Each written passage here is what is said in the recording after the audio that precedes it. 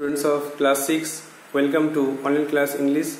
Today's task is a revision of simple past tense. So follow the board.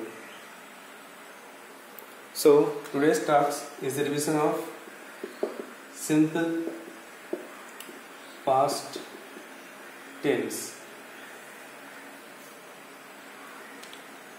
তার আগে আমাদের past tense জানতে হবে যে past tense কাকে বলে। অতীতে কোনো কাজ হয়ে গেছিল বা কোনো ঘটনা ঘটে গেছিল এরূপ বোঝালে তাকে পাস্ট টেন্স বলে। পাস্ট টেন্সের চারটে ভাগ আছে। এক নম্বরে সিম্পল পাস্ট টেন্স। তো আজকে এই সিম্পল পাস্ট টেন্স নিয়ে আলোচনা করব। সিম্পল পাস্ট টেন্স কাকে বলে? না, অতীতে কোনো সাধারণ কাজ ঘটে গিয়েছিল বা কোনো কাজ সম্পন্ন হয়েছিল এরূপ বোঝাতে আমরা সিম্পল পাস্ট টেন্স ব্যবহার করি। আবার অতীতে কোনো অভ্যাসগত কাজ, যে কাজটা আগে করা হতো কিন্তু এখন হয় না, সেটা বোঝাতে আমরা ইউজ টু, ভার্বের আগে ইউজ টু বা উড ব্যবহার করি।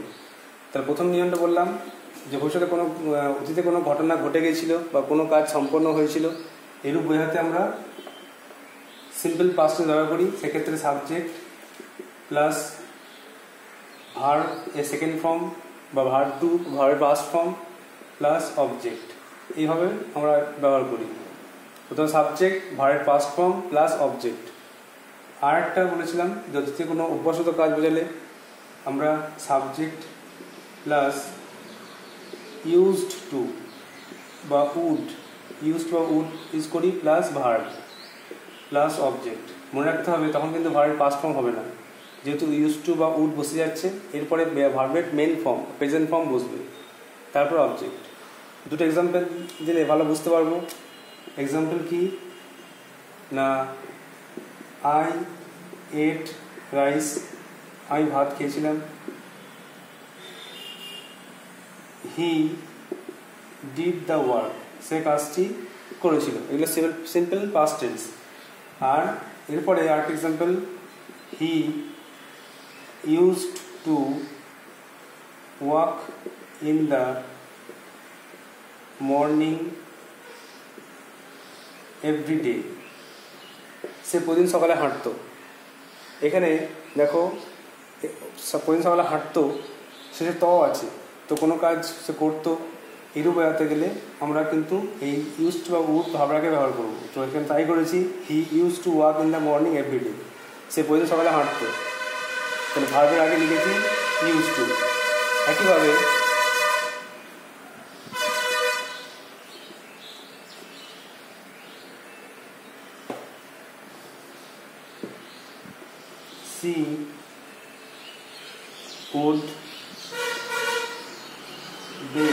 she would bathe in the river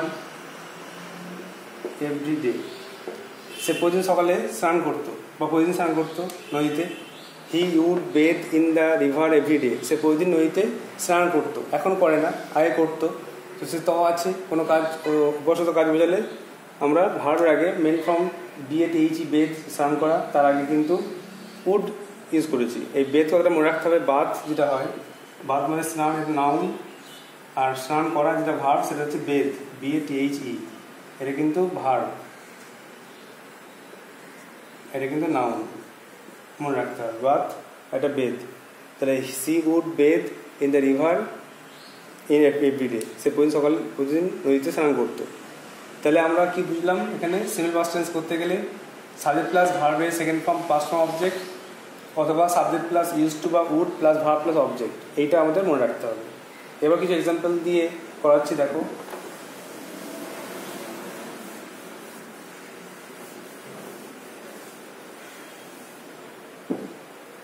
প্রথমে সেন্টেন্সের বিভিন্ন ভাগ, আগে অ্যাফার্মেটিভ করবো যে হি solved the problem, সে সমস্যার সমাধান করেছিল। নেগেটিভ করব, সলভ ইজিক্যাল টু আমরা লিখে নেব সলভ মানে এখানে কি লুকিয়ে আছে, হেল্পিং ভার্ব। মনে রাখতে হবে পাস্ট টেন্স বলে ডিড লুকিয়ে আছে, did plus solve. Solve is equal to did plus solve, এই জন্য হেল্পিং ভার্ব ডিড লুকিয়ে আছে এখানে পাস্ট টেন্সে। তার জন্য নেগেটিভ করার সময় হেল্পিং ভার্বটা আগে আসবে। তাহলে he did not, he did not solve হয়ে যাবে SOLVE। হি সলভ সমাধান করেছিল আর সে সমাধান করেনি, না he did not solve the problem, সে সমাধান করেনি বা করতে পারেনি। এবার কোশ্চেন করবো বা ইন্টারোগেটিভ করবো। ইন্টারোগেটিভ করলে হেভি নট আগে আসে, did she solve the problem, সে কি সমস্যাটির সমাধান করেছিল, লাস্টে অবশ্যই কোশ্চেন মার্ক দিতে হবে। আর তারপরে নেগেটিভ ইন্টারোগেটিভ এখানে হবে did he not solve the problem, সে কি সমস্যা সমাধান করেনি, did he not solve the problem, এইভাবে কিন্তু বুঝতে হবে।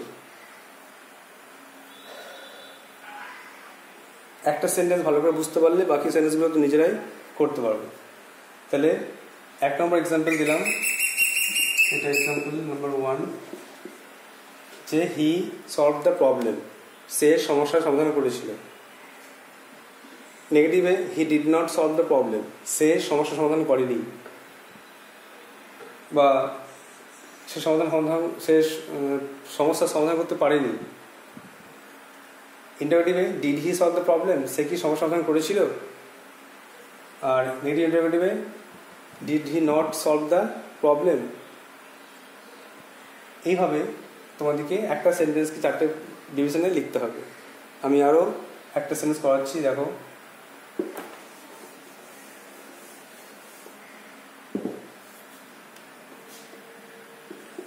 হি এট রাইস, সে ভাত খেয়েছিল। নেগেটিভে he did not eat rice, সে ভাত খেয়েছিল না। তার ইন্টারোগেটিভে ডিড হি ইট রাইস, সে কি ভাত খেয়েছিল। আর ডিড হি নট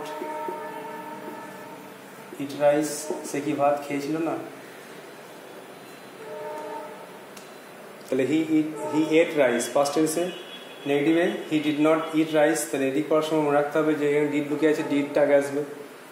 তো জানো ATE ফার্স্ট টেন্সে আছে, তাই ডিড প্লাস ইট কিন্তু মনে রাখতে হবে। তো ডিডটা আগে আসবে, ইটটা পরে থাকবে। তাহলে he did not eat rice, আর ইন্টারোগেটিভে ডিড হি ইট রাইস, আর লাস্টে did he not eat rice. দুটো এক্সাম্পল দেখানো হলো, বাকি 3টে হোম টাস্ক দিচ্ছি। 3টে হোম টাস্ক দেওয়া হবে, এভাবে 4টে করে পড়ে রাখবে। তাহলে এখানে দুটো হয়ে গেল। এবার এইভাবে 3টে তোমাদেরকে টাস্ক দেবো, যেমন she sang a song, they cleaned the room, you bought a book. 3টে সেন্টেন্স দিলাম। সি স্যাং এ সং, সে একটি গান গেয়েছিল। দে ক্লিনড দ্য রুম, সে ঘরটি পরিষ্কার করেছিল। আর ইউ বট এ বুক, তুমি বইটি কিনেছিলে। যদি বুঝতে না পারো ভেঙে নেবে হবে। Sang is equal to did plus sing হবে না কি হবে, did plus sing, did plus sang না ডিড প্লাস সং, কী হবে নিজে বুঝে নেবে। একইভাবে ক্লিনকে ভাঙবে। Clean is equal to did plus কী হবে, আর বট কেনা, buy bought BOUGHT, buy bought, sing sang sung, cleaned, আর বাই বট। ডিড প্লাস কী হবে নিজেরা এগুলো দেখে, এটা দুটো করে দিয়েছি, বাকি নিজেরা এটা করে নেবে, পাশে করে নেবে। তারপরে এগুলোকে নেগেটিভ ইন্টারোগেটিভ আর নেগেটিভ ইন্টারোগেটিভ করবে। আশা করছি তোমরা সহজেই পারবে। ভালোভাবে এগুলো ডিভিশন করলে, ভালোভাবে টেন্সগুলো মুখস্থ করে নিলে তোমরা অবশ্যই ভালোভাবে লিখতে পারবে। তো আমাদের টেন্স আগে করানো হয়ে গেছে, তো এখন রিভিশন করছি যাতে ভালো করে তোমাদের মনে থাকে। So you have to write down this grammar tasks in your copy and answer it and solve it and send it to my WhatsApp number. I hope you will do so. So that's all for today. Thank you.